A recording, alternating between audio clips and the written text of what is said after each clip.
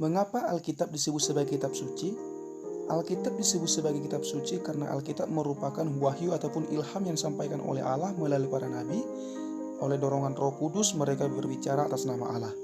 Di dalam 2 Timotius 3 ayat 16-17 dikatakan demikian, segala tulisan yang diilhamkan oleh Allah memang bermanfaat untuk mengajar, untuk menyatakan kesalahan, untuk memperbaiki kelakuan, dan untuk mendidik orang dalam kebenaran.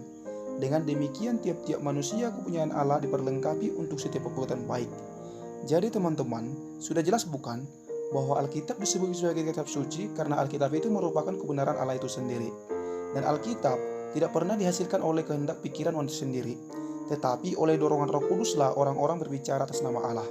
Di dalam 2 Petrus 1 ayat 21 dikatakan demikian, tidak pernah nubuat dihasilkan oleh kehendak manusia, tetapi oleh dorongan Roh Kudus orang-orang berbicara atas nama Allah.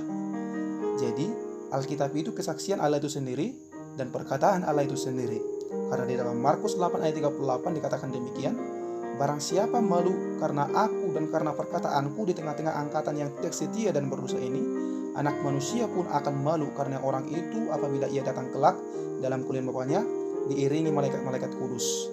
Dan Alkitab disebut sebagai kitab suci karena Alkitab itu merupakan buku petunjuk kita. Karena di dalam Mazmur 119 ayat 105 dikatakan demikian, firman-Mu pelita bagi kakiku dan terang bagi jalanku. Dengan demikian kita akan mengetahui kebenaran dan bahwa melalui Alkitab kita dapat berjalan dengan hidup dan benar. Dan Alkitab juga merupakan penuntun kita untuk memahami Allah yang benar. Karena di dalam Yohanes pasal 14 ayat 6, akulah jalan kebenaran dan hidup. Tidak ada seorang pun yang datang kepada Bapa kalau tidak melalui aku.